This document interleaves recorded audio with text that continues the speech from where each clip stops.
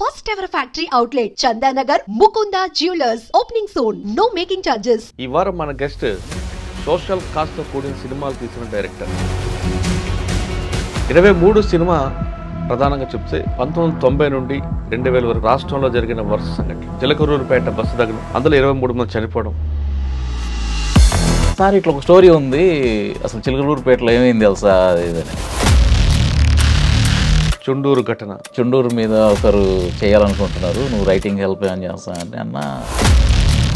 అదేవిధంగా జూబ్లీస్ car bomb case. జూబ్లీస్ దాంట్లో journalist చనిపోయారు. ఈరోజు జర్నలిస్టులు ఎందుకు మాట్లాడలేదు?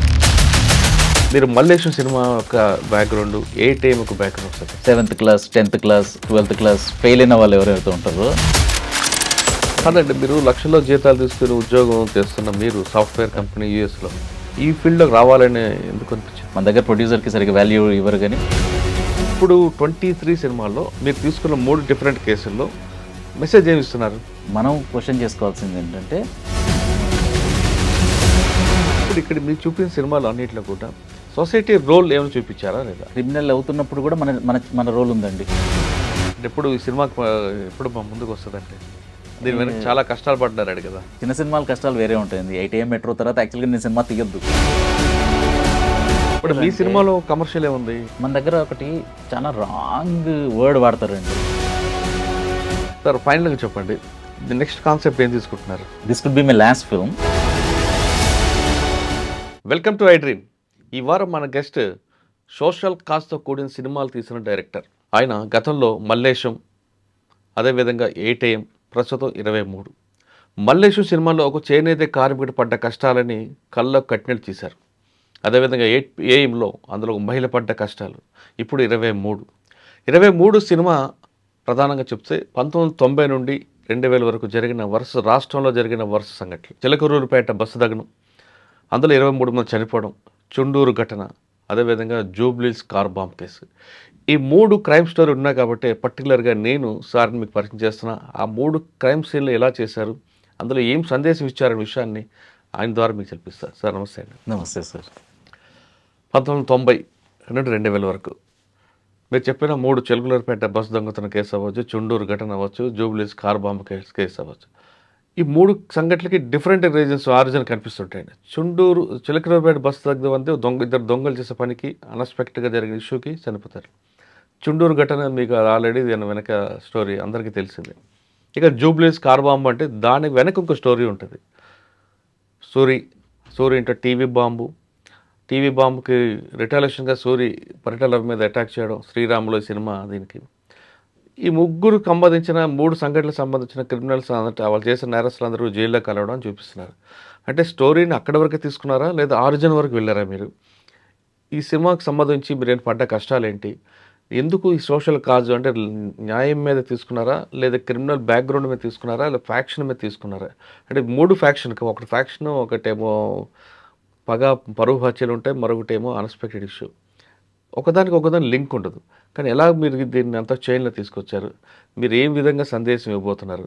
ఈ ప్రశ్న సమాధానం చెప్పందుకు రాచకొండ గారి కుటుంబ నేపథ్యం, మీరు మల్లేశం సినిమా యొక్క బ్యాక్గ్రౌండ్, ఏ టైం ఒక బ్యాక్గ్రౌండ్ ఒకసారి చెప్పండి. Sir first thank you so much I Dream ఇప్పుడు ఈ ఇంటర్వ్యూ ఈ ఆపర్చునిటీ ఇచ్చినందుకు.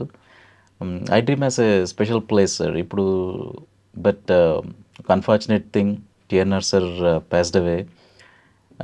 ఇప్పుడు చిన్న ఫిల్మ్స్ అన్నిటికీ లక్షల మంది హెల్ప్ చేస్తే తప్ప ఒక ఫిల్మ్ అవ్వదు sir. But TNR sir had a very major contribution in uplifting the independent cinema.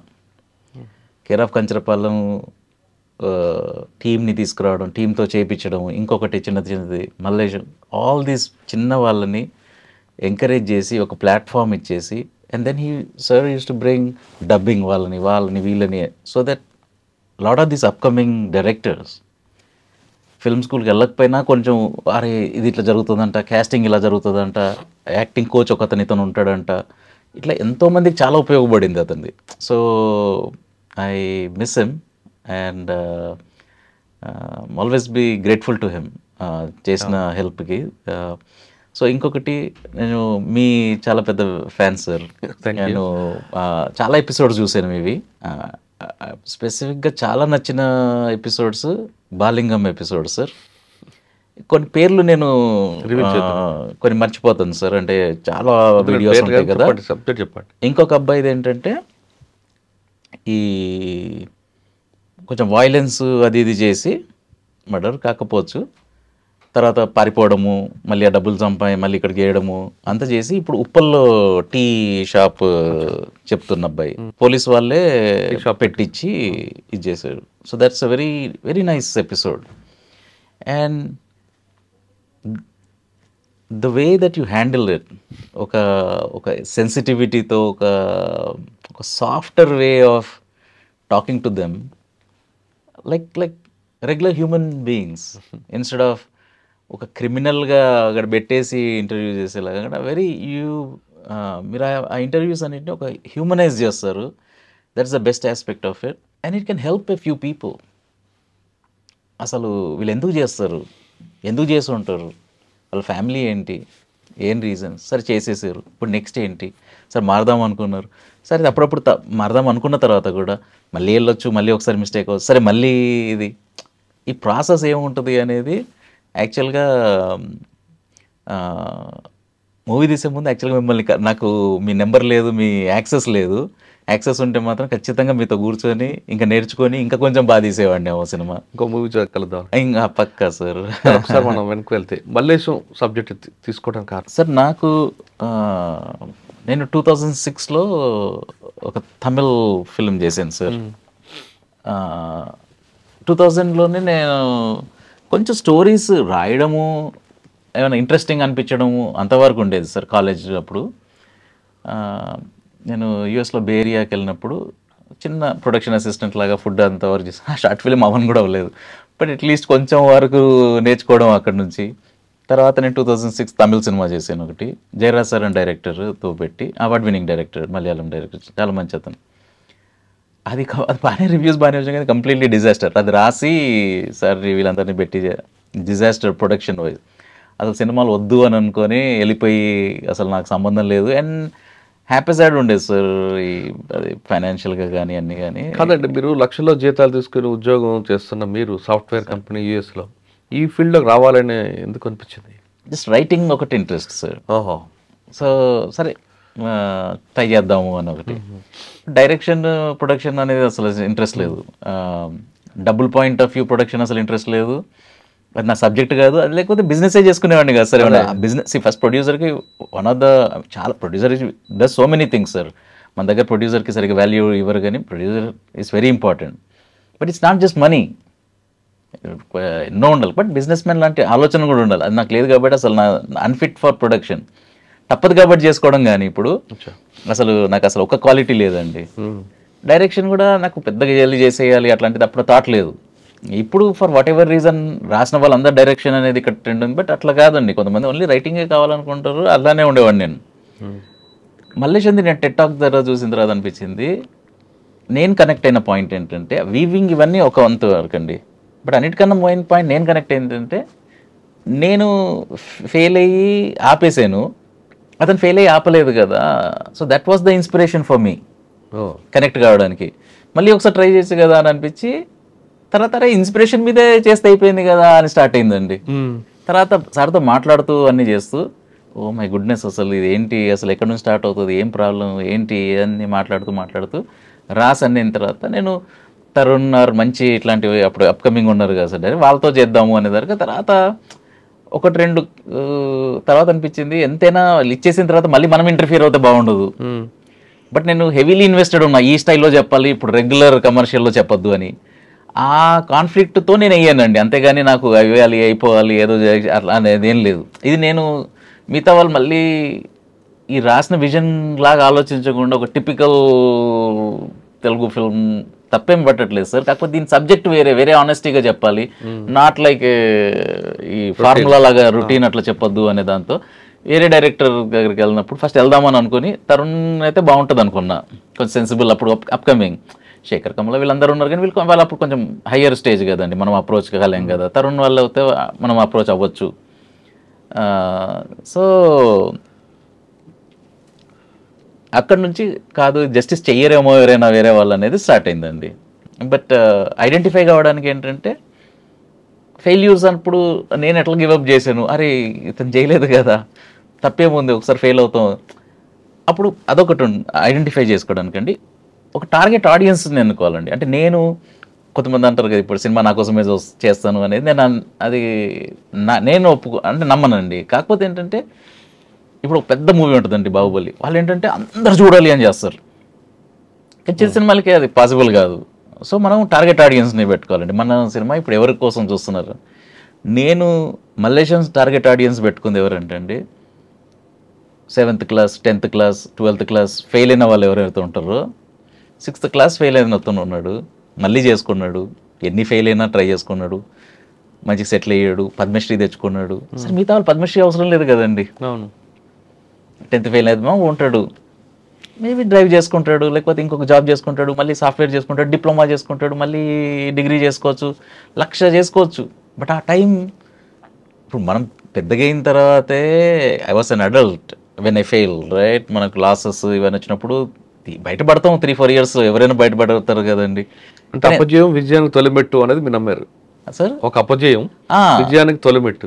విజయం కాకపోయినా పర్వాలేదు సార్, ఎక్స్పీరియన్స్ అనేది ఇంకొకసారి ట్రై చేయొచ్చు. అవును, ఫస్ట్ ఫెయిల్యూర్ దగ్గర నేర్చుకుని మళ్ళీ ఇంకొకసారి ట్రై చేస్తాం. అంటే మీరు అనుకున్న కంటెంట్ వచ్చిందంటారు మలేషియాలో? అంటే నేను అనుకున్న దానికన్నా బెటర్ వచ్చింది సార్. సూపర్. అయితే మనం ఇంత అనుకుంటాం కదా, ఇప్పుడు మిగతా వాళ్ళు అనుకోవచ్చు ఇది మామూలుగా ఉందని, తప్పేం లేదు వాళ్ళ పాయింట్ ఆఫ్ వ్యూ. నా పాయింట్ ఆఫ్ వ్యూ రాసుకున్నప్పుడు మనం ఇంత అనుకుంటాం, తర్వాత నా ఎక్స్పెక్టేషన్స్కి బెటర్ వచ్చింది, మిగతా వాళ్ళ ఎక్స్పెక్టేషన్స్కి కొంచెం ఎక్కువ వచ్చు తక్కువ వచ్చు, వాళ్ళ పర్స్పెక్టివ్ కదండి. సో ఇది వాళ్ళ కోసం తీసిన ఆడియన్స్. పర్వాలేదు ఫెయిల్ అయినా పర్వాలేదు, ఇంకొకసారి ట్రై చేయొచ్చు. సరే ఎంతలో అంత ఇది ఉండొచ్చు, కానీ ఆ ఏజ్ ఏదైతుందండి, because I went through that age, చాలా కష్టం టు హ్యాండిల్ ఫెయిల్యూర్. అంటే సరే 8 AM మెట్రో అప్పుడు మనం కరోనా తర్వాత అసలు అందరం ఎంతో అంత కొంచెం మెంటల్ హెల్త్కి ఇదయ్యామండి. ఎక్కువ తక్కువ కొంతమంది అసలు ఫుల్ స్ట్రెస్ అయిపోయి ఇప్పుడు చచ్చిపోతానా అనే దాంతో, కొంతమంది ఏంటంటే అయ్యో మరి ఇప్పుడు జాబులు లేవు మరి ఏమవుద్ది, మిగతా అన్ని ప్రాబ్లమ్స్కి ఒక టైం ఉంటుందండి. ఇప్పుడు జలుబు వచ్చిందంటే ఇరిటేషన్ ఉంటుంది, 1 weekలో వెళ్ళిపోతుందిలే అనే కాన్ఫిడెన్స్ ఉంటుంది. జ్వరం వస్తే 1 month అవుతుంది. బట్ ఇది 1 month 1 year ఎవరికి తెలియకుండా ఉంది.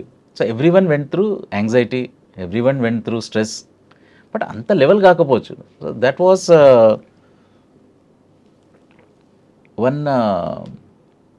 One phase all of us went through mental ఇది. అప్పుడు నా ఫ్రెండ్ అతన్ని ఒక యాంగ్జైటీ రిలేటెడ్ ప్యానిక్ అటాక్స్ అని చెప్తున్నాను అన్నప్పుడు నేను చాలా సర్ప్రైజ్ అయ్యాను అసలు. But I thank my friend to be open about it. నేనైతే మేబీ చెప్పేవాడిని కాదేమో అండి. ఇవన్నీ మనం ఎందుకు వీక్ అనుకుంటాం, ఎస్పెషలీ మెన్. కౌన్సిలింగ్ నాకెందుకు నెలను అని అనుకుంటాం, ప్లస్ చెప్పుకుంటే ఇదా వీక్ అనుకుంటా ఏదో. But I appreciate my friend for being open. So అక్కడి నుంచి అనిపించిందండి ఇది మనం ఐడెంటిఫై అయ్యాము ఆ ప్రాబ్లంతో, బయట నుంచి కాదు లోపల ఉన్నాం. అవును. సో అప్పుడు ఇది ఇంపార్టెంట్ సబ్జెక్ట్, మనం ఎట్లా ఫీల్ అవుతున్నాం అనేది అది ఐడెంటిఫై కావడానికి. టార్గెట్ ఆడియన్స్ ఏంటంటే మనకన్నా ఎక్కువ ఈ ప్రాబ్లం ఫేస్ అవుతున్న వాళ్ళు, జస్ట్ ఒకసారి లెట్స్ టచ్ దెమ్. సో వాళ్ళు కోర్ ఆడియన్స్ అండి. మన కోర్ ఆడియన్స్ తర్వాత ఇంకా ఎక్కువ మంది చూస్తే చాలా సంతోషం, బట్ అది మన కోర్ ఆడియన్స్ అండి.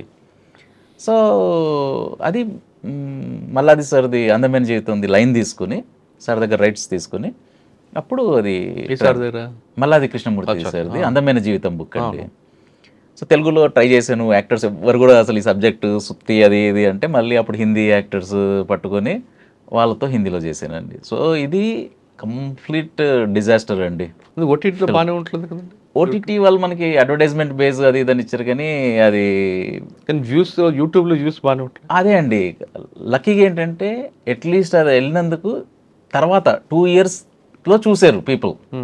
థియేటర్లోకి వెళ్ళినప్పుడు ఎవరు చూడలేదు, ఇప్పుడు ఓటీటీలో అదేం రాలేదు మనకి, దాంతో ఏం వర్కౌట్ అవ్వలేదు. వీటిలో హార్డ్లీ ఎనీథింగ్ అండి ఇప్పుడు మనకి, అంటే financial point of view. But it took 2 years. But మనం అనుకున్న ఎవరైతే టార్గెట్ ఆడియన్స్ ఉందో వాళ్ళకి రీచ్ అయింది అది. సో నేను గట్టిగా ఏం నమ్ముతానంటే ప్రోడక్ట్ బాగుంటే టైం పట్టొచ్చు, బట్ ఈరోజు రేపు డిజిటల్ అన్నీ ఉన్నాయండి. ప్రోడక్ట్ బాగాలేకపోతే వెళ్ళకపోవచ్చు, కానీ కష్టము అంత ఈజీ కాదు రీచ్ అవ్వడం. ఇంకా ప్రోడక్ట్ బాగుంటే మాత్రం రీచ్ అవుతుంది. సో ఇది ఈ మూవీ అయిన తర్వాత నాకు అసలు మళ్ళీ మూవీ తీయాలి అర్జెంటుగా అనేది అస్సలు ఏ మాత్రం ఇది లేదండి అసలు. సరే చూద్దాము అన్నట్టు ఉన్నాను, చూద్దాంలే బాగుంటే. సార్ 8 AM మెట్రో తర్వాత మరి ఏం చేశారు మీరు? జాబ్ సార్, రెగ్యులర్ జాబ్ నాది, సాఫ్ట్వేర్ ప్రోగ్రామింగ్ జాబ్. అంటే నేను ఇప్పుడు కోడింగ్ చేస్తాను, నేను సింపుల్ జాబ్. వర్క్ అయిపోతే మళ్ళీ కంప్లీట్గా ఒక షెల్. ఈ ఓన్లీ ఈ మార్కెటింగ్ ఫేజ్లోనే ఇప్పుడు తప్పదు కదా సార్, ఇప్పుడు మూవీ మనం ప్రమోట్ చేసుకోవాలి. అదే ముందులాగా వీలుంటే మేము టెక్నీషియన్స్ బిహైండ్ ద సీన్స్ ఉండి యాక్టర్స్ని ముందు పెట్టుకుని నడిపించేస్తే అదే ఐడియల్ మాకు. కానీ ఇప్పుడు చిన్న సినిమాలకి తప్పదు కదా సార్, కొంచెం ప్రమోట్ చేయాలి, మనం వచ్చి మాట్లాడాలి మూవీ గురించి. ఈ ఫేజ్ అయిపోయిందని అంటే అస్సలు ఇంకా వరల్డ్తో అసలు సంబంధం లేదండి, జస్ట్ వెళ్ళడం వర్క్ చేసుకోవడము సార్. ఈ డెడికేషన్ వర్క్లో కూడా అంతేనండి, మార్నింగ్ నుంచి నైట్ వరకు వర్క్ చేసుకోవడం. మరి ఈ సినిమా ఎందుకు తీసుకున్నారండి, ఇలా అసలు చెప్పాను కదా సార్, కొంచెం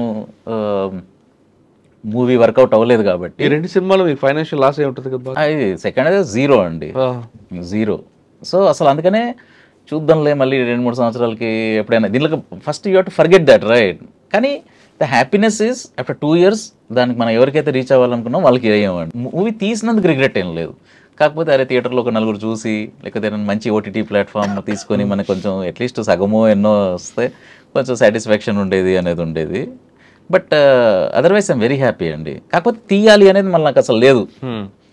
సో ఒక ఫ్రెండ్ ఇక్కడ భరద్వాజ్ సార్ ఇంటర్వ్యూస్ చూస్తూ ఉంటాడు, జర్నలిస్ట్ ఉన్నారు కదండి యూట్యూబ్లో, రగ్గవాజ్ల భరద్వాజ్ గారు.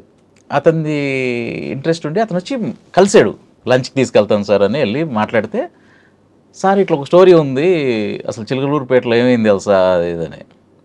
అసలు అతను వచ్చి నాకు చెప్పాడండి. చెప్తే నేను అన్నా బాగుంది స్టోరీ, కాకపోతే దీంట్లో క్లైమాక్స్ లేదు, సరే సినిమా స్టైల్లో మనం దీన్ని ఇది చేయలేము, ప్లస్ రెండోది 23 మందిని చంపారు, ఏమని మనం ఇది చేస్తాం,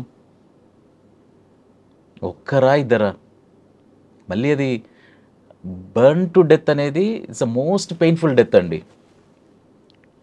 ఇప్పుడు డెత్ 1,00,000 విధాలలో చావచ్చు, యాక్సిడెంట్లో చావచ్చు, నరికేయచ్చు, చంపచ్చు, ఏమని చెప్పచ్చు. But the most painful death is through ఈ బర్న్స్తో చనిపోవడం. ఏమని తీద్దాం ఇది స్టోరీ?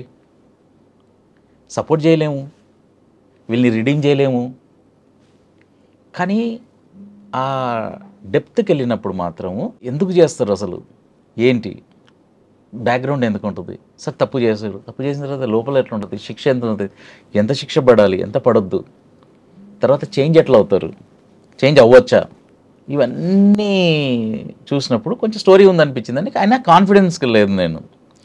విచిత్రం ఏంటంటే అదే రోజు ఇంకొక ఫ్రెండ్ చెప్పాడు, చుండూరు మీద ఒకరు చేయాలనుకుంటున్నారు, నువ్వు రైటింగ్ హెల్ప్ ఏమని చేస్తా అంటే, అన్న అది పెయిన్ఫుల్ ఇన్సిడెంట్, అది పబ్లిక్కి తెలవాల్సిన అవసరం ఉంది, చాలామంది మర్చిపోయి ఉంటారు. అది ఇట్స్ అన్ ఇంపార్టెంట్ థింగ్. దాన్ని మళ్ళీ రెచ్చగొట్టడానికి పర్పస్లో కాదు, కానీ నేర్చుకోవాల్సింది, మళ్ళీ ఫ్యూచర్లో జరగకుండా ఉండాల్సింది, ప్లస్ జరిగిన దానికి ఒక మనలోనే ఒక చేంజ్, అరే ఇది జరగకపోవాల్సింది కదా అని తెలుసుకోవడం, ఇవన్నిటికీ చాలా ఇంపార్టెంట్ ఇది. కానీ దాంట్లో స్టోరీ లేదు. ఇప్పుడు ఫూలన్ దేవి స్టోరీ ఉంది సార్, ఎందుకు సక్సెస్ అయింది ఆ స్టోరీ? బుక్స్లలో సక్సెస్ అయింది, మూవీలలో సక్సెస్ అయింది, ఎందుకంటే ఒక పరిస్థితులతో ఆమెని టార్చర్ చేసినప్పుడు ఆమె రివోల్ట్ చేసింది, వాళ్ళని చంపింది, మళ్ళీ కానీ లా క్యాచప్ చేసుకుంది.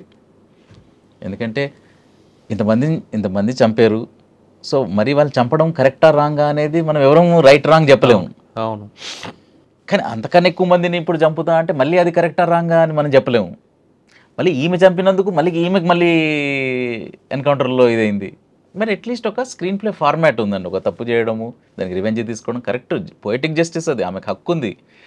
కానీ న్యాయంగా అది రాంగ్, అది లాస్ ప్రకారంగా, దాని ప్రకారంగా మళ్ళీ లాస్ ఆమెని మళ్ళీ వాళ్ళు చంపేయడం, అది వైలెన్స్.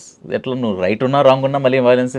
దాంట్లో ఒక స్ట్రక్చర్ ఉందండి. దీంట్లో వీళ్ళని 8 మంది చంపేశారు, తర్వాత ఇవి జరిగినాయి, కోర్టులో వెళ్ళారు, వీళ్ళు లైఫ్ పడింది వీళ్ళకి, మళ్ళీ హైకోర్టుకి వెళ్ళారు, బయటికి వెళ్ళిపోయారు, సుప్రీంకోర్టు ఇప్పుడు నడుస్తుంది. 91 ఎక్కడండి, 2025 ఎక్కడ? ఓకే. సో దీంట్లో స్టోరీ ఎక్కడుంది? వీళ్ళు ఇప్పుడు రివెంజ్ తీసుకున్నారా, తీసుకోలేదు, వాళ్ళకి శిక్ష పడిందా, పడలేదు, స్టోరీ లేదు కదా.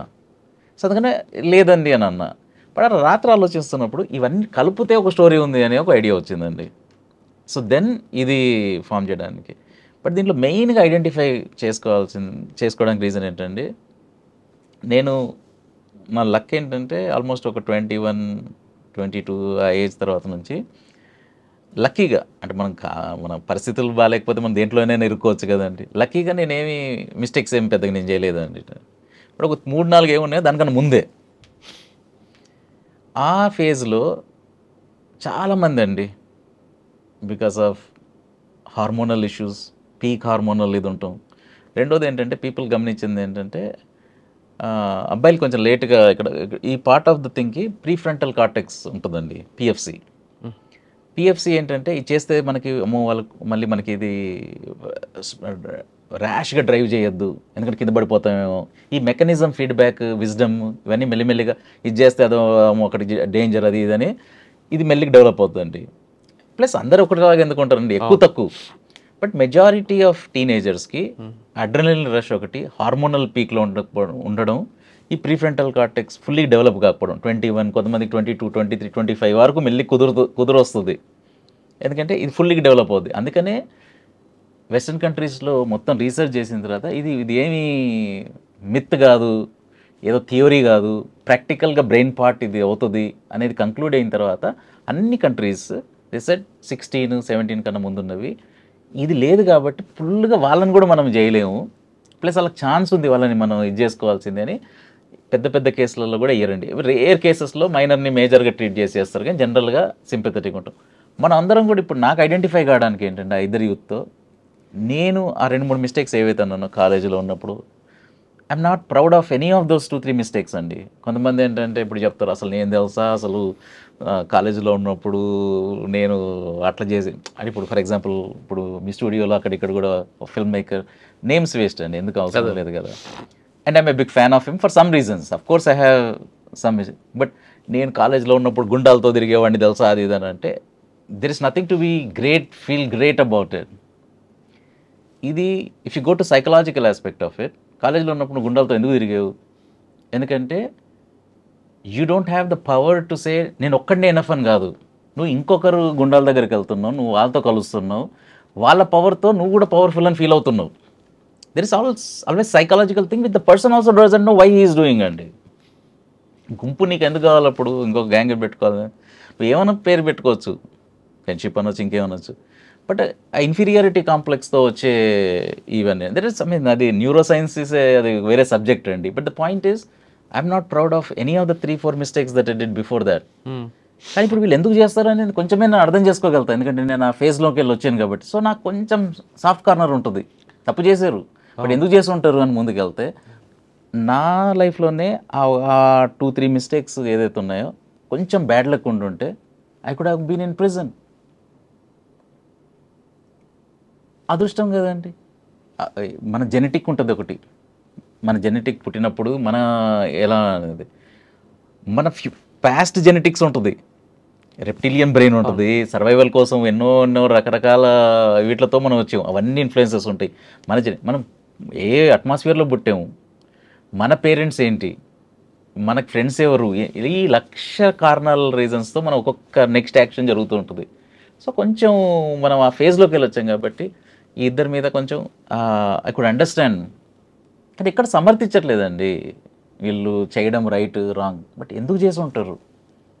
సో వాళ్ళు కొంచెం ఫిక్షన్ యాడ్ చేస్తుంటారు, అంటే వీళ్ళిద్దరే కేసులు కాదు కదా. ఇప్పుడు బాలింగం ఉన్నాడు, ఎందుకు చేసి ఉంటాడు, ఓకే.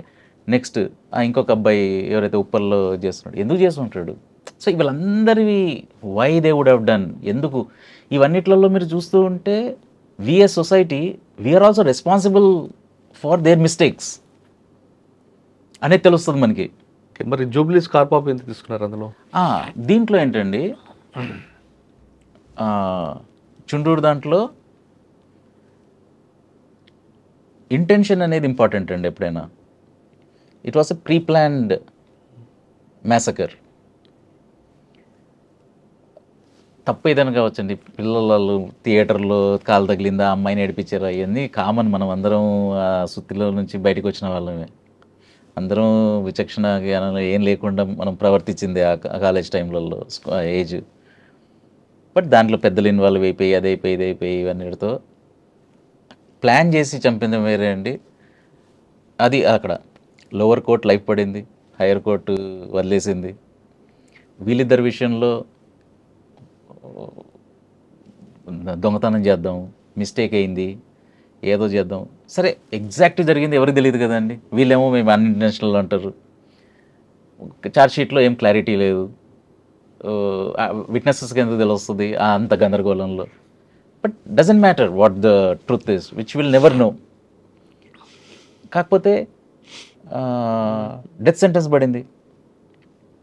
కానీ whether it was intentional or not, motive ఏంటి? దొంగతనం చేయకపోయి మిస్టేక్ అయిందా? మిస్టేక్ 23 అది చాలా ఎవరు సమర్థిస్తారండి? 23 లైఫ్స్, వాళ్ళ 23 ఫ్యామిలీస్ ఏమై ఉంటాయి, వాళ్ళ పిల్లలు ఏమై ఉంటాయి. And I show the other side of the things అండి. వీఆర్ నాట్ ట్రయింగ్ టు వీళ్ళు చేసింది కరెక్ట్, ఇది ఎట్లా కరెక్ట్ అవుద్దండి? అంటే వాళ్ళు గ్లోరిఫై చేయట్లేదు అస్సలు. See the film completely deglorifies violence. Right. కానీ ఇక్కడ మీరు చెప్పింది మూడోది కేసులో ఇద్దరు వ్యక్తిగత కక్షలు. ఓకే, ఎన్ని డికేడ్స్ నుంచి జరుగుతున్నాయి. సరే ఈడ అప్పర్ హ్యాండ్ కోసం ఇక్కడ చంపుతున్నాడు ఇక్కడ. But what about the people who are dying? ఎవరు అడిగారండి? అందరికీ ఒక న్యూస్ అది, ఈరోజు బాంబు వేసారంట, వాళ్ళ మీద వీడు చంపారంట అని డిస్కషన్ అవుతుంది మీడియాలో. సరే బాంబు వేసినప్పుడు వీళ్ళు ఫాలోవర్స్ చనిపోయే వాళ్ళు ఎవరెవరు? జూబ్లీ హిల్స్ దాంట్లో జర్నలిస్టులు చనిపోయారు. ఈరోజు జర్నలిస్టులు ఎందుకు మాట్లాడలేదు? ఇప్పుడు బయట వాళ్ళు అంటే వాయిస్ లేదనుకుందాం, ఓకే, ఈటీవీ వాళ్ళు అనుకుంటా, కెమెరామ్యాన్లు, జూనియర్ ఆర్టిస్టులు, కొంతమంది జర్నలిస్టులు, 4-5 టోటల్ 26 మంది చనిపోయారు. మేబీ కొంతమంది తర్వాత చనిపోయి ఉంటారు, 26 మంది చనిపోయారు. సో మొత్తం మనం డిస్కషన్ ఇప్పుడు వీడు ఎవరిని చంపుతాడు, మళ్ళీ వీడు ఏం రిటాలియేట్ చేస్తాడు అనే బిజీలో ఉన్నాము. 26 మెంబర్స్ గురించి ఎవరు మాట్లాడారు? చెప్పండి, జర్నలిస్టులే మాట్లాడలేదు. ఈటీవీ వాళ్ళకి ఓన్ టీవీ ఉంది, న్యూస్ పేపర్ ఉంది, వాళ్ళు మాట్లాడలేదు. కామన్ మ్యాన్ మాట్లాడలేదు. మర్చిపోతారు కదండి, మర్చిపోతారు. సో వాళ్ళకి లైఫ్ పడింది, ప్లాన్ చేసిన వాళ్ళకి లైఫ్ పడిన తర్వాత స్పెషల్ జియోతో గవర్నమెంట్ సత్ప్రవర్తన కింద రిలీజ్ చేసింది. సో లాస్ సేమ్ 3 కేసెస్లలో. బట్ పనిష్మెంట్స్ ఎందుకు వేరే ఉన్నాయండి? అంటే ఇక్కడ ఒక విషయం అండి, Chilakaluripeta case, Chunduru case, Jubilees car bomb case తీసుకున్నారు మీరు. ఓకే, ఒక్కొక్క దానికి ఒక రీజన్ ఉంది. చిలుకలూరుపేట కేసులో వాడు ఇంటెన్షనల్గా చేసింది కాదు, అప్పటికప్పుడు వాడు పారిపోదాం అనేది ఇంటెన్షన్. దాంట్లోనే ఆ పెట్రోల్ ట్యాంక్ కిరోసిన్ డబ్బా పడడం, ఈ పెట్రోల్ ఏదో కరెక్ట్ అండి అవుతుంది. చుండూరు కేసులో ఇంటెన్షన్, అది కాన్స్పిరసీ ఉంది. Correct, right. జూబ్లీస్ కేసులో కాన్స్పిరసీ ఉంది. కానీ వాడి బాంబుతో పాటు వాళ్ళ ఫాలోవర్స్ చనిపోతా అని జస్ట్ కొంచెం మిస్కాల్కులేషన్తో అది కొంచెం యాక్సిడెంట్ అనుకోవచ్చు. బట్ ఇంటెన్షనల్ ప్లాన్, దాంట్లో జరిగిన ప్లాన్ ఫెయిల్యూర్తో 26 మెంబర్స్ చనిపోయారండి. ఇందులో ఈ రెండింటిలోనే కాన్స్పిరసీ ఉంది. ఒక దాంట్లో ఫుల్ ప్లానింగ్ అన్నిటితో ప్లానింగ్ ఉంది, ఎగ్జిక్యూషన్ ఉంది, అన్నీ ఉన్నాయి. అంటే ఇక్కడ జడ్జిమెంట్ వచ్చేసరికి ఒక్కొక్క దానికి ఒక్కొక్కటి వస్తుంది. ఇప్పుడు ఫస్ట్ నేను ఎవరిని గ్లోరిఫై చేయట్లేదు, ఎవరిని సమర్థించట్లేదు. కానీ జూబ్లీస్ కార్ బాంబ్ కేసుల్లో వచ్చేసరికి ఇక్కడ వాళ్ళు మీరు ఇందాక చెప్పారు, 2 కుటుంబాల మధ్య జరిగిన వ్యవహారం అది, అందులో చనిపోయి ఉండొచ్చు. కానీ చుండూరు కేసులో 2 కుటుంబాలు కాదు, 2 కులాల మధ్యన, కాబట్టి దాంట్లో సీరియస్నెస్ ఎక్కువ ఉంది. చిలుకలూరుపేట కేసులో 2 వ్యక్తుల మధ్యన, వాళ్ళు ఎవరో వీళ్ళు తెలియదు, వీళ్ళెవరో వాళ్ళు తెలియదు, అంతే. క్షమాభిక్ష అన్నది జూబ్లీస్ కార్ బాంబుల కేసులో వచ్చింది. ఎందుకు వచ్చింది అన్నది ఇప్పుడు మనకి టార్గెట్ వస్తుంది. ఆ టార్గెట్లో నాకున్న సమాచారం ప్రకారం అప్పుడున్న ప్రభుత్వం ఆ వ్యక్తిని బయటికి తీసుకురావడానికి ఖైదీల పరివర్తన మార్పులో ఈ 120B అనేది ఎగ్జామ్షన్ ఇచ్చింది. కరెక్ట్, ఇచ్చింది కాబట్టి నేను బయటకు వచ్చాడు. కరెక్ట్. ఇక్కడికి వచ్చేసరికి 120B లేదు. ఇక్కడ చిలుకలూరుపేట బస్, ఇక్కడ చుండూరు కేసులో ఉంది. ఇక్కడ చుండూరు కేసులో కూడా 120B ఉంది, 302 ఉంది. కానీ అక్కడ కులం కాబట్టి అక్కడ అది వచ్చింది. కరెక్ట్ అండి. ఇప్పుడు మీరు ఈ మూడింటిని ఎలా గ్లోరిఫై చేస్తారనేది కామన్గా ఎలా తీసుకుంటున్నారు? సింపుల్ అండి. Okay, 302 120B right. ఈ రెండిట్లలో చుండూరులో ఫస్ట్ లైఫ్ పడింది, ఇంతమంది సాక్ష్యాలు ఉన్నారు, అన్నీ ఉన్నారు. అవును. కాకపోతే ఏమొద్దండి, మీకు డబ్బులు లేనప్పుడు మీరు లాంగ్ లీగల్ ఫైట్ చేయలేరు. కానీ 3వ కేసులో డబ్బులు ఉన్నాయి.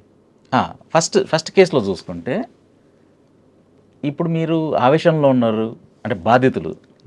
ఓకే, సరే కొన్ని రోజులు వర్క్ చేయకపోయినా మనం ఫైట్ చేద్దాము అని 1 year 2 years వరకు మిగతా మీడియా సపోర్టు, పొలిటీషియన్ సపోర్టు, వాళ్ళకి కూడా వెల్ విషర్స్ ఉంటారు, వాళ్ళందరితో కలిపి మీరు ఫైట్ చేస్తారండి కేసు. లోవర్ కోర్టులో వచ్చింది, అమ్మయ్య న్యాయం జరిగింది, ఈ లోపలికి వెళ్ళారు అనుకొని మళ్ళీ వీళ్ళు ఎవరు పెద్ద రిచ్ అది ఇది కాదు కండి, మనలాగే మిడిల్ క్లాస్ పీపుల్ వీళ్ళంతా వెళ్ళి రేపు పొద్దున్న ఇప్పుడు నేను ఉన్నానండి, ఇప్పుడు నా మూవీ అయిన తర్వాత next immediately I have to go and work next day. I don't have the luxury లాగా నేను కూర్చొని తిని పడుకుంటాను లేదు కదండి ఎవరికైనా, మనలాగే కదా వీళ్ళు. ఇంకా పాపం ఇంకా కష్టాల్లో ఉండే వాళ్ళే ఉంటారు, ఫార్మర్స్ ఉంటారు, వాళ్ళు ఉంటారు. కరెక్ట్. మీరు పిక్చర్లు ఎలా చూపించుకొచ్చారండి? సేమ్ అండి, ఎలా జరిగిందో అలానే. అసలు మన పర్సనల్ స్టాన్స్ లేదు, ఫిక్షన్ లేదు. ఫిక్షన్ 90 అంటే డ్రామాకి ఎంత అవసరమో అంత ఉందండి. ఓకే. ప్లస్ కొన్ని మనకు చూడలేదు కదా, మనం ఊహించుకునే చెప్పాలి కదండి. ప్రతి ఒక్కరు వీళ్ళు కరెక్ట్ అంటారు, వాళ్ళు కరెక్ట్ అంటారు, మనం న్యూట్రల్గా ఉండేసి చెప్తాం. సో ఈ పర్టికులర్ కేసులో వీళ్ళు లోవర్ కేసు వాళ్ళకి ఫైట్ చేసే శక్తి ఉంటుంది, దమ్ము ఉంటుంది, కానీ తర్వాత వీక్ అయిపోతారండి. ఇక్కడ ఎన్నిసార్లు హైకోర్టుకి మళ్ళీ హైదరాబాద్కి రావాల్సి వచ్చేదండి.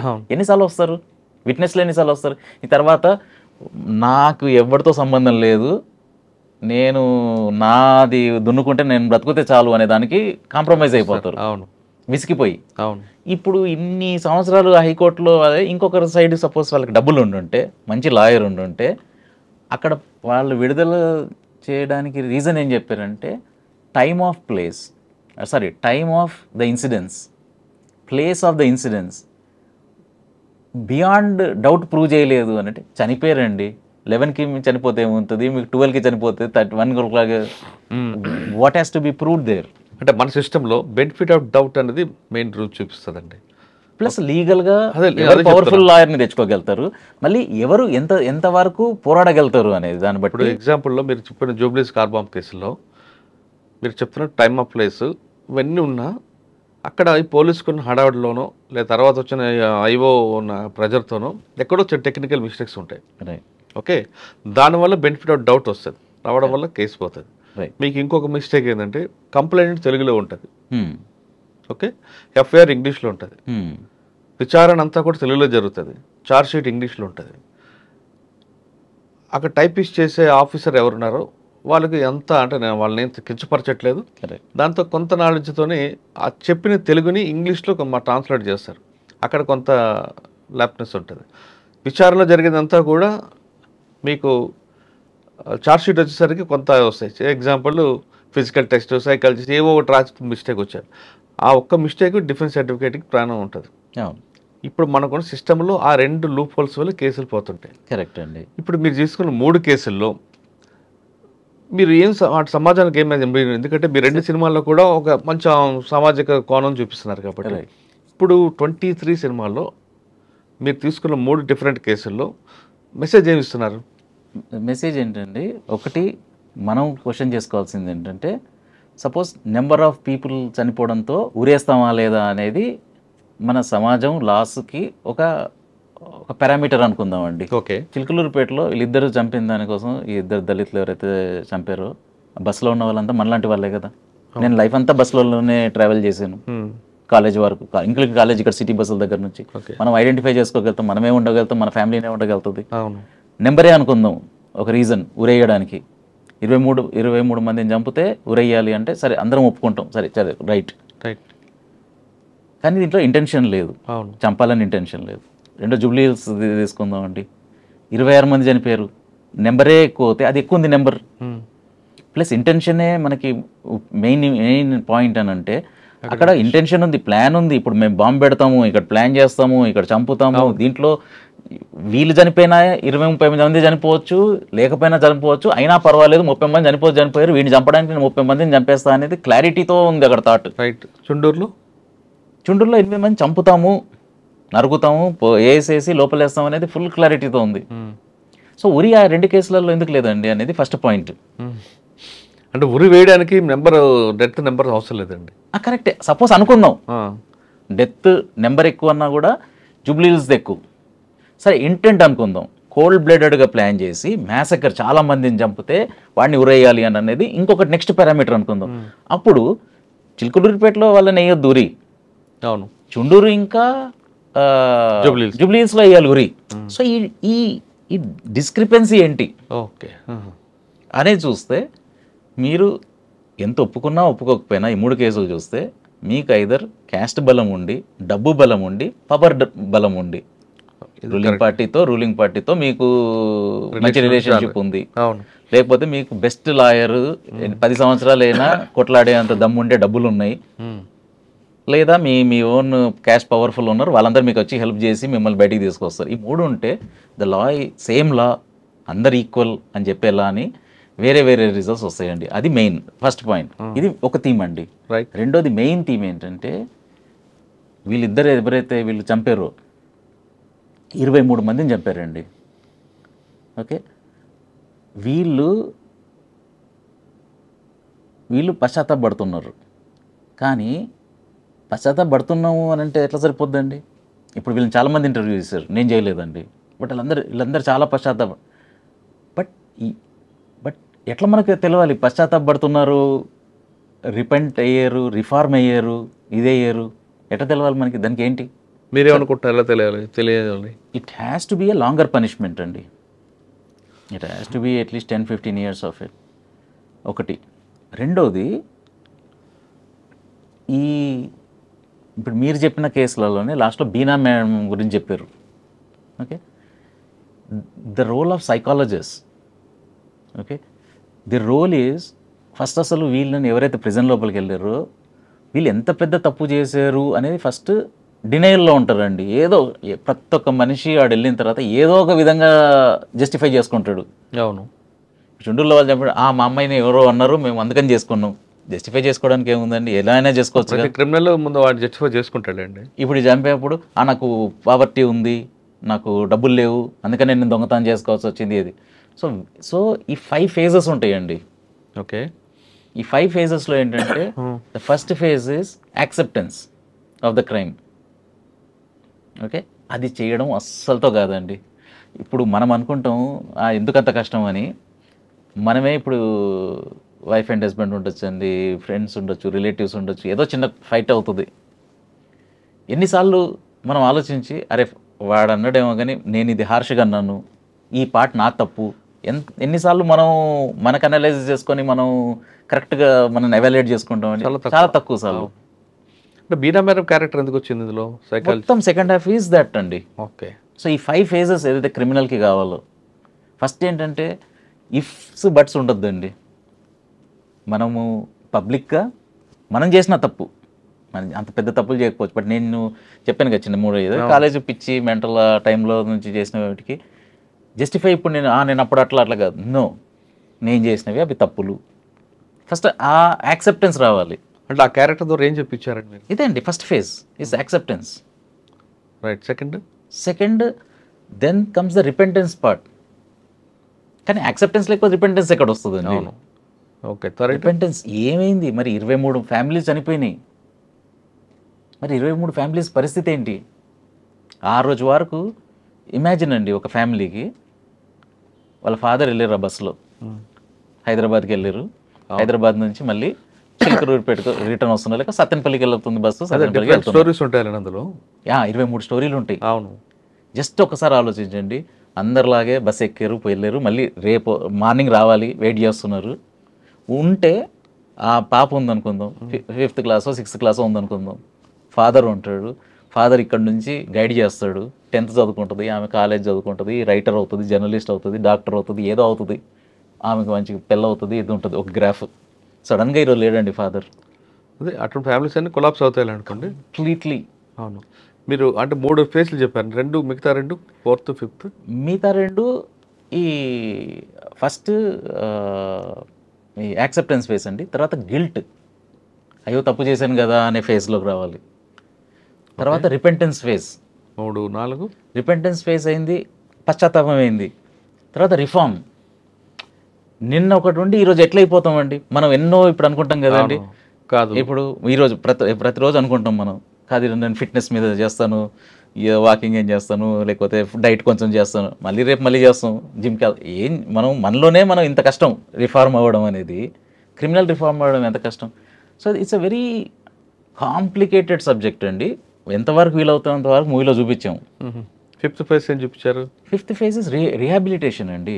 రిఫార్మ్ అయ్యాడు, కానీ రిఫార్మ్ అయ్యాడు అనేది నేను చెప్తే, మీరు చెప్తే, వాళ్ళు చెప్తే కాదు, కానీ ప్రిజన్ అఫీషియల్స్ ఇంకా సైకాలజిస్ట్ చెప్తే వాళ్ళకి ఎవ్రీ ప్రిజనర్ అండి. మీరు ఎస్పీ ప్రిజన్స్, ఇప్పుడు నేను అందరిని ఇంటర్వ్యూ చేశానండి, శివ్ కుమార్ సార్ని ఇంటర్వ్యూ చేశాను. మాకు వాడి మొత్తం జాతకం తెలుసు అడిగి మా దగ్గరకు వచ్చిన తర్వాత. ఎవ్రీ దానికి ఒక షీట్ ఉంటుంది మాకు. వీడు ఇప్పుడు వెళ్ళి చేస్తాడా లేదో తెలుసు మాకు, వీడు మారాడా తెలుసు, everything about him we know. So ఈ రిఫార్మ్ అయ్యారా లేదా అనేది ప్రిజన్ అఫీషియల్స్ దగ్గర ఉండాలి, not much from the government. ఇప్పుడు గవర్నమెంట్కి నచ్చితే మేము వీళ్ళని వదిలేస్తాం, వాళ్ళని వదిలేస్తాం అనేది వీళ్ళది కాదు అక్కడ. The prison officials and the psychologist have a main role to evaluate. వీళ్ళు సొసైటీలో, సమాజంలో వీళ్ళకి ఇస్తే మనకి ప్రాబ్లం లేదు, కాదు వీళ్ళకి మీద ఇంకా వర్క్ చేయాలి మనం. ఇది ఇంపార్టెంట్ స్టేజ్. మళ్ళీ వీళ్ళు వెళ్ళిన తర్వాత రిహాబిలిటేషన్ ఏంటి? సార్ మీరు చెప్పిన 5 ఫేజ్లు బాగున్నాయి, కానీ బయటకు వచ్చిన తర్వాత వాళ్ళకి సొసైటీ ఒక ముద్ర వేస్తుంది. అదే సార్, దొంగ, అవును, లేదా మీడియా కూడా ముద్ర వేస్తుంది, దొంగ, వీళ్ళ ఫ్యామిలీ దొంగ అని. మీరు చెప్పిన 5 ఫేజుల్లో మరి ఇక్కడ సొసైటీ ప్లేస్ ఎక్కడ కనిపించట్లేదు. సొసైటీ కూడా తప్పు ఉంది కదా, సొసైటీ కూడా మారిన వ్యక్తిని అక్కుని చేర్చుకోవాల్సిన అవసరం ఎంత ఉంది కదా. ప్రతి వ్యక్తి కూడా తప్పు చేసినప్పుడు మారకుండా రూల్ ఏం లేదు కదా. మరి సొసైటీది, మీడియా రోల్ ఏంటి సార్? ఇప్పుడు వీళ్ళు క్రైమ్ చేసే దాంట్లో కూడా చూస్తే, మీరు మూవీలో చూసిన తర్వాత అసలు ఫస్ట్ క్రైమ్ చేయడంలోనే సొసైటీ సొసైటీ చేయి ఉంటుంది. అదే ప్రతి నేరస్తుడు కూడా అండి, పుట్టగానే ఎవరు కలెక్టర్ ఎవరు, పుట్టగానే ఎవరు క్రిమినల్ కాదు. ఆ సర్కమ్టెన్స్, ఆ ఫ్యామిలీ బ్యాక్గ్రౌండ్, ఫ్రెండ్ సర్కిల్, ఇవి ఎలాగ అని ఒక స్టేజ్ తీసుకొస్తాయి. మీరు నాకు చెప్పారు పిఎఫ్సి, ప్రీఫ్రంటల్ కార్టెక్స్. ఆ పిఎఫ్సి ప్రకారం మీరు ఒకటి రౌడీగా ఉండాలని, చదువుకోవాలని, ఒక కామ్గా ఉండాలి, ఈ డిఫరెంట్ సెక్టర్లో లాగా స్ట్రక్చర్ పేరు బిల్డ్ అవుతుంది. కరెక్ట్. ఒక స్టేజ్కి వచ్చిన తర్వాత నువ్వు విలన్గా ఉండి బాగుండాలనుకుంటే అది విలన్గానే అక్కడ కంటిన్యూ అవుతుంటాడు. అదేదో అది హీరోజీ అనుకుంటాడు. అంతే. నువ్వు హీరోగా ఉన్నా బాగుంటే అది అనుకుంటారు. ఇప్పుడు ఇక్కడ మీరు చూపించిన సినిమాలు అన్నింటిలో కూడా సొసైటీ రోల్ ఏమైనా చూపించారా లేదా? చూపించామండి. ఇప్పుడు వాళ్ళు క్రిమినల్ అవుతున్నప్పుడు కూడా మన మన మన రోల్ ఉందండి. ఓకే ఓకే బయటికి వచ్చిన తర్వాత వాళ్ళు రిహాబిలియేట్ అవుతారా లేదా? 5th phase rehabilitation. దాంట్లో మన కాంట్రిబ్యూషన్ అంత ఉంది. అవును. కాకపోతే నేనేమంటానండి, ఆ రిహాబిలిటేషన్లో మనం ఎందుకు పార్టిసిపేట్ చేయాలి అంటే 2 రీజన్స్ అండి. ఫస్ట్, మంచి హార్ట్ ఉండి, అరే మనలాగే హ్యూమన్స్ వాళ్ళు, మనలాగా అదృష్టం లేకుండా కొన్ని పరిస్థితుల వల్ల చేయరు. సో నాకు ఎంపతీతో నాకు వీళ్ళు మళ్ళీ కలవాలి అనే ఫీలింగ్ ఉంటే మంచిదండి అది. ఓకే సరే, అంత మంచితనం సొసైటీలో ఇప్పుడు లేదు అనుకుందాం. ఓకే పెద్దగా లేదు కూడా, ఎందుకంటే వాడేవాడో నాకేం సంబంధం అని అనుకుంటారు. కానీ సెల్ఫిష్ రీజన్స్తో అయినా ఉండాలండి. రీజన్ ఏంటంటే, ఒక మిడిల్ క్లాస్ ఫ్యామిలీ ఉంటుందండి, 10 సంవత్సరాలు కష్టపడి అక్కడ ఒక 1000 ఇక్కడ ఒక 1000 జమ చేస్తే 1 లక్ష, 5 లక్షలు, 10 లక్షలు అవుతాయండి. ఇంట్లో పెట్టుకుంటారు. రేపు పెళ్ళి ఉంది, బంగారంకో దేనికో తెచ్చుకొని పెట్టుకుంటారు, చీరలు ఏదో వాట్ ఎవర్ పెట్టుకుంటారు. ఒక దొంగ వస్తాడు, ఇది తీసేసుకొని వెళ్ళిపోతాడు. 10 సంవత్సరాల కష్టం ఒక రోజులో వెళ్ళిపోతుంది. వాడు ఏడుస్తూ ఉంటాడు. సో ఇప్పుడు వదిలేసిన దొంగ మారకపోతే మనలోనే ఎవరికో దొంగతనం అవుతుంది. ఈ రేపు చేసేవాడు ఎవరికైతే మన పిల్లలే, మన అమ్మాయిలే ఎవరికైతే మన వైఫ్ కావచ్చు, మన పిల్లలు కావచ్చు, ఇంకెవరైనా కావచ్చు. సో ఇది మనకి ఎఫెక్ట్ అవుతుంది. కాబట్టి అదే నేను అన్న 2 రీజన్స్ అంటే, మంచితనంతో చేస్తే చాలా సంతోషం, సెల్ఫిష్ రీజన్స్తో అయినా చేయాలి, ఎందుకంటే మళ్ళీ మనకే ఎఫెక్ట్ అవుతుంది కాబట్టి.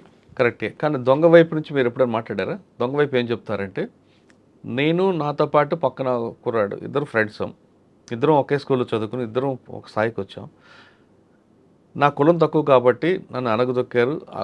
ఆ పెద్ద అగ్రవర్ణాలు కాబట్టి వాడు పైకి వచ్చి చదువుకున్నాడు, వాడు సంపాదిస్తున్నాడు, నేను సంపాదించట్లేదు కాబట్టి నేను దొంగతనం చేశానంటారు. అవునండి, 100% అది వ్యాలిడ్ రీజన్. కాకపోతే ఆ వ్యాలిడ్ రీజన్ ఉన్నప్పటికి కూడా ఓకే అది ఎలా వ్యాలిడ్ రీజన్ అవుతుందండి? నీ చదువుకుని నువ్వు పైకి రావచ్చు కదా, నీకు ఎవరు అడ్డుకోవట్లేదు కదా. అంత ఈజీ కాదండి. ఆ పరిస్థితులు ఇప్పుడు ఫర్ ఎగ్జాంపుల్ నేను ఒక ఎగ్జాంపుల్ చెప్తానండి.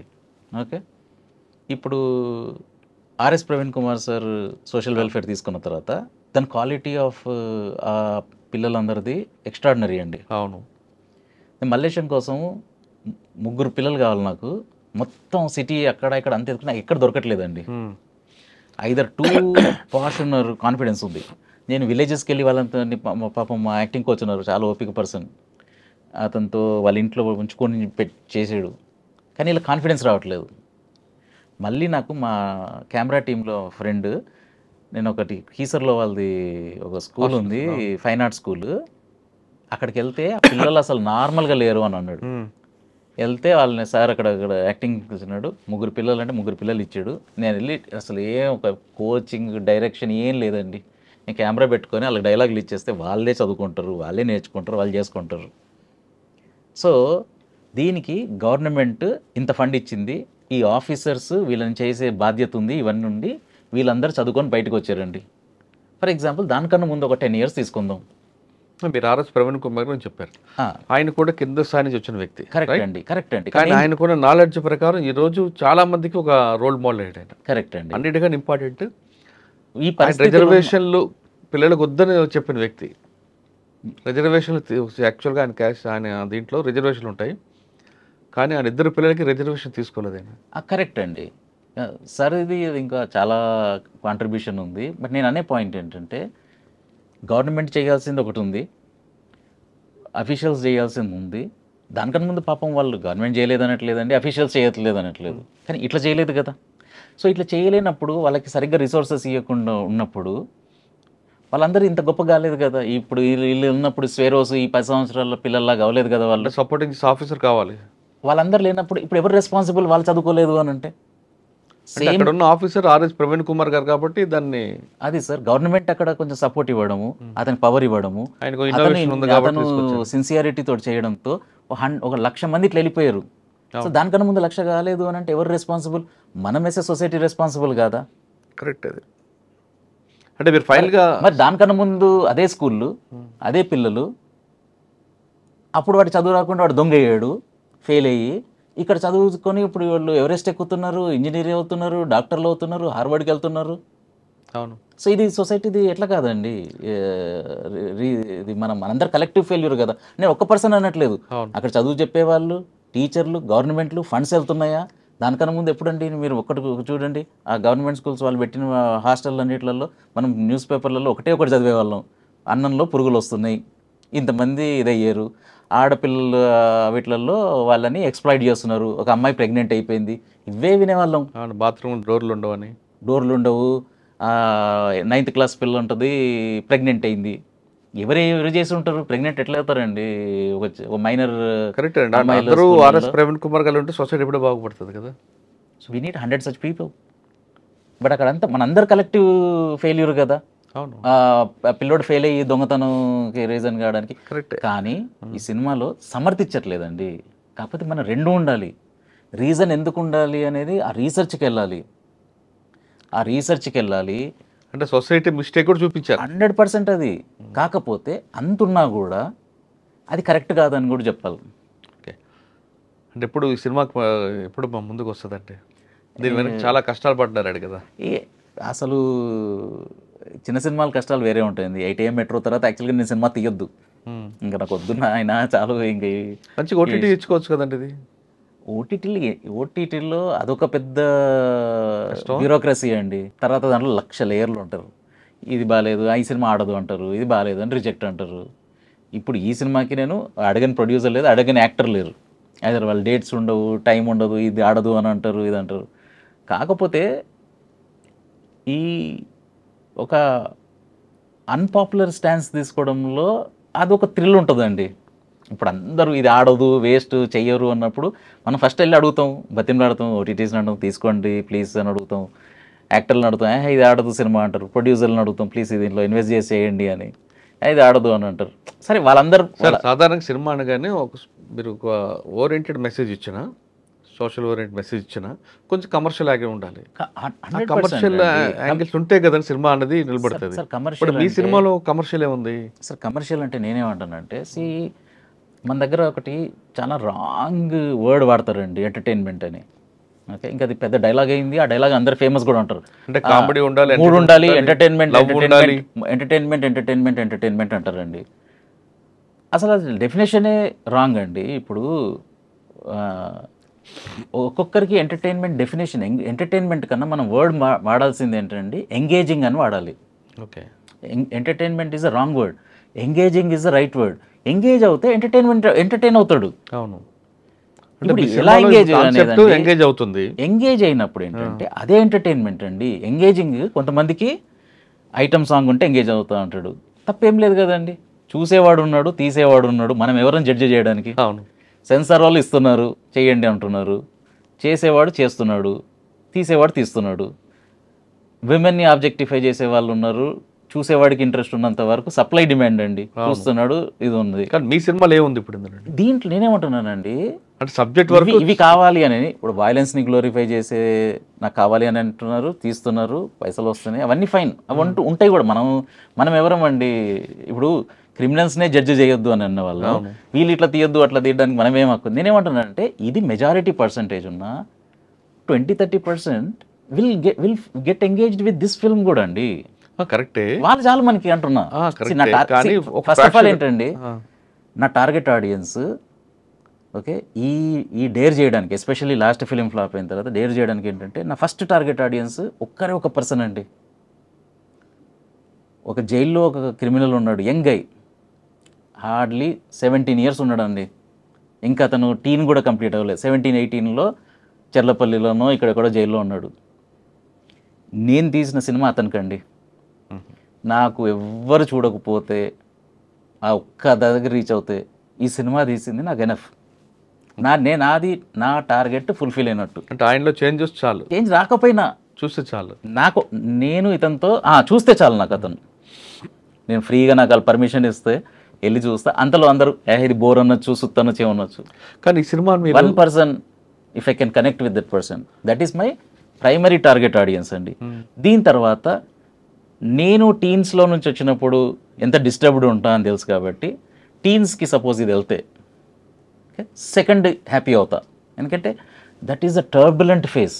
అవును, కొంచెము జస్ట్ ఆ గట్టెక్కితే దెన్ సో అక్కడ కొంచెం ఓపిక పట్టాలి. కొంచెం ఇది ప్రీచినెస్తో ఎవరైనా చేంజ్ అవుతారండి, ఎవరు చేంజ్ గారు కాదు. కాకపోతే ఎంగేజ్ అవ్వచ్చు, అదే అంటున్నానండి. ఎంటర్టైన్మెంట్ కన్నా ఎంగేజింగ్, మేబీ అతనికి ఎంగేజింగ్ అనిపించవచ్చు ఒకరికి, ఇంకొకరికి ఫస్ట్ సెకండ్ చెప్పారు, థర్డ్ వీళ్ళతో పాటు 20-30%కి ఇట్లాంటివి ఇష్టం ఉంటుందండి.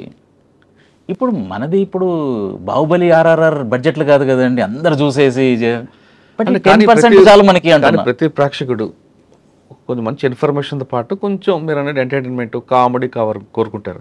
ఇప్పుడు మీకు పిక్చర్లో కనిపిస్తుంటాయి మసాలా ఉంటుందండి. ఐ మీన్ దేర్ ఇస్, ఇప్పుడు వీళ్ళిద్దరు ఉన్నారండి, ఓకే, దేవర్ లైక్ జస్ట్ హార్డ్లీ 20 అండి, రైట్. ఇద్దరు ఎవరైతే చిలకలూరుపేటలో ఉన్నారో వాళ్ళకు కూడా they have a tender love story అందులో సినిమాలో ఉంది. Of course he buy the age of 20 వాళ్ళ అమ్మాయి that she was hardly 16. They had a daughter by the time this guy came to prison. Sir, ఇప్పుడు మీరు there is a lot of beautiful tender love story in it. Oh, so that's a very engaging. See, మన responsibility అండి. ఈ ప్రీచినెస్ సుత్తి ఇట్లాంటి స్టైల్లో తీసి ఆడియన్స్ని ఇవ్వాలంటే 2 hours ఎందుకు టైం ఇవ్వాలండి? అది మనం 2 hours వాళ్ళ టైం తీసుకున్నామంటే వాళ్ళని ఎంగేజ్ చేయడం చాలా ఇంపార్టెంట్. కాకపోతే ఏంటంటే మనం టీజర్ ట్రైలర్లో కరెక్ట్గా చెప్తాం అసలు ఇది ఏంటి సినిమా అనేది, ఆనెస్ట్గా చెప్తాం ఇది అని. ఎందుకంటే ఏదో చెప్పేసి అందరు అది కాదు కదండి. దీనికి ఎవరు టార్గెట్ ఆడియన్స్ అనేది వాళ్ళకే చెప్తాం, ప్లీజ్ మీరు ఈ పార్ట్ మీరు రండి అని. కానీ వచ్చిన వాళ్ళని 2 hours వాళ్ళని ఎంగేజ్ చేయగలాలి. అది మన జాబ్, అది మన రెస్పాన్సిబిలిటీ. 2 hours టైం ఎందుకు ఇస్తారు? డబ్బులు పక్కన పెట్టండి, 2 hours టైం తీసుకుంటున్నాం. దట్ విల్ బి ఎంగేజింగ్ అండి. చాలా మంచి love story, there are beautiful songs in it, there are so many things. ఇది ఒక సబ్జెక్ట్, ఈ 2 themes కూడా ప్యారలల్గా రన్ అవుతూ ఉంటాయండి. బట్ దెర్ ఆర్ వాళ్ళ లైఫ్ ఏంటి, అసలు ఎట్లా ఉన్నారు, వాళ్ళ ఇంట్లో ఏంటి, వాళ్ళ గర్ల్ ఫ్రెండ్ ఏంటి, వాళ్ళ రొమాన్స్ ఏంటి. So there are so many beautiful చిన్న ఉంటాయండి. ఇప్పుడు తాగుబోతు రమేష్ ఉన్నాడు జైల్లో, కూడా వాళ్ళు కూడా 1-2 జోక్స్ వేసుకుంటారు కదండి. కాకపోతే చాలా ఉండదు, సిచ్యువేషన్ బట్టి ఏదో ఒకటి జోక్ అక్కడ, ఒక జోక్ ఇక్కడ. సార్ ఫైనల్గా చెప్పండి, నెక్స్ట్ కాన్సెప్ట్ ఏం తీసుకుంటున్నారు సార్? నాకు ఇది this could be my last film. ఈ లాస్ట్ అయినా నాకు అసలు ఏమీ నాకు రిగ్రెట్ లేదు. ఎందుకంటే నేను ఏం చేసుకోవాలనుకున్నానో దానికన్నా ఎక్కువనే నాకు అక్లెయిమ్ వచ్చిందండి. సరే డబ్బుల విషయంలో ఏది పోయిందా పోయింది, ఇది వస్తుంది పోతుందండి. బట్ ఇది లాస్ట్ అయినా నాకు అసలు ఏమి ఇది లేదు. బట్ ఒక ప్రాజెక్ట్ ఇప్పుడు మనలాగా ఫైనాన్సెస్ మనం ఉన్నవన్నీ తీసి పెట్టడము, ఫ్రెండ్స్ దగ్గర తీసి పెట్టడము, ఫ్యామిలీ ఇవన్నీ చేయడం అనేది చాలా పెద్ద టాస్క్ అండి అది. సో ఐడియా ఎలా ఉండాలంటే ఈ అన్ని కష్టాలకైనా ఎగ్జైట్ అయ్యి చేసేంత ఉండాలి. ఇప్పుడు 23 ఫిల్మ్ నేను వద్దురా, నాకు ఇప్పుడు కొన్ని రోజులు అట్లీస్ట్ 2-3 సంవత్సరాలు రికవర్ కావడానికి పడుతుంది అనే లోపలే మళ్ళీ రావడానికి రీజన్ ఐడియా చేయించింది నాతో. ఆ ఎనర్జీ ఐడియా తీసుకురావాలండి. మనం వెళ్ళి చేస్తా అంటే కుదరదు. మళ్ళీ ఇంకొక మంచి ఐడియా వచ్చింది ఇప్పుడు మీలాంటి వాళ్ళ దగ్గర నుంచి ఇంకొక మంచి ఐడియా వస్తే అప్పుడేం చేస్తారు? అప్పుడు మళ్ళీ అప్పుడు ఈ ఛాలెంజ్లు అన్నీ రావాలని కోరుకుందాం. అంటే మీరు ఇక్కడ ఫైనాన్షియల్గా తీసుకుంటే ఇప్పుడున్న కష్టాలు చూస్తే ఎవరికైనా అనిపిస్తుంది, కానీ సొసైటీకి రెస్పాన్సిబిలిటీ తీసుకున్న డైరెక్టర్లు కావాలండి, రైటర్స్ అండ్ డైరెక్టర్స్ మీలాంటి వాళ్ళు రావాలి. మీరు చెప్తున్నట్టుగా ఒక టార్గెట్ రీచ్ అవ్వాలి. అంటే మీరు అన్నట్లుగా అంటావు మామ ఆలాడు కాకుండా ఒక పబ్లిక్ ఒక మెసేజ్ వెళ్ళింది అనుకోండి, సొసైటీ రెస్పాన్సిబిలిటీ ఏంటి, సోషల్ రెస్పాన్సిబిలిటీ తెలిస్తే డెఫినెట్గా సొసైటీకి మీ కంట్రిబ్యూషన్ ఉంటుంది, అందులో చేంజ్ వస్తుంది అని నా అభిప్రాయం. Thank you sir. Hopefully idea అనేది మాత్రం అదృష్టం సార్. అది మనము ఎంత ప్రయత్నించినా రాకపోవచ్చు. లక్కీగా అప్పుడప్పుడు ఏం చేయకపోతే ఫ్రెండ్స్ ఎవరో చెప్పడం, ఇప్పుడు మీరేదో చదివితే బాగుంది, లేకపోతే ఇక్కడ చదవడము, ఇంకా అది అదృష్టం సార్. సపోజ్ అంత స్ట్రాంగ్ ఐడియా వచ్చి ఉన్న ఇవన్నీ కష్టాలు మర్చిపోయి మళ్ళీ ఆ ఎనర్జీతో మళ్ళీ ఇంకొకటి ట్రై చేస్తాను, రావాలని కోరుకుంటున్నాను. Thank you sir. సాధారణంగా స్మగ్లర్స్ మీద లేదా విలన్స్ మీద సినిమా తీస్తారు, కానీ సామాజిక కోణంలో సొసైటీలో జరుగుతున్న క్రిమినల్స్ మీద ఒక మంచి సినిమా వస్తుంది, అదే 23. రకరకాల నేరాలతో శనికావసలు కొంతమంది చేస్తారు, మరి కొంతమంది ప్రీ ప్లాన్డ్గా చేస్తారు, కానీ ప్రతి క్రిమినల్ వెనుక ఒక స్టోరీ ఉంటుంది. మీరు అనుకుంటున్నట్లుగా అంతే సినిమా స్టోరీస్ కావు, ఆ రియల్ లైఫ్లో జరిగిన స్టోరీని రియల్ లైఫ్లో తీసుకొస్తున్నారు రాజకొండ గారు. ఖచ్చితంగా 23 సినిమా చూడండి, అందులో ఒక మంచి కోణం కనిపిస్తుంది. దానివల్ల మీలో మార్పు రాకపోయినా మీ తర్వాత జనరేషన్ అనేసి మార్పు రావడానికి ఆయన మంచి లైన్ ఎంచుకున్నారు. అది ఈ వారం రాజకొండ గారితో ఎక్స్క్లూజివ్ ఇంటర్వ్యూ. వచ్చే వారం మరో కాన్సెప్ట్ మళ్ళీ కలుస్తా. అందరూ నమస్తే, thank you. Thanks for the opportunity.